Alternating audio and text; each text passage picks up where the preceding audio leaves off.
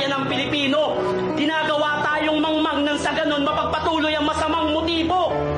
Politiko, maliit lang ang sahod ng mga yan, pero sa kampanya, milyon ang kayang gastusin. Mga ngako ng edukasyon, kalusugan, pero ang totoong project, libreng sound system at tarpaulin.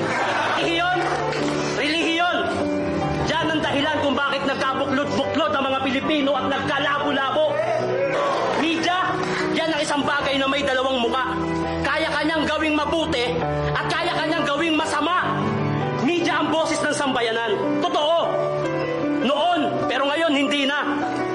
Malaking tulong sana sa atin ang media kung hindi lang nasisilaw sa pera. Mga kababayan, imulat nyo ang mata nyo. Lahat kayo pwedeng maging bayani. Mahalin nyo lang ang Pilipinas at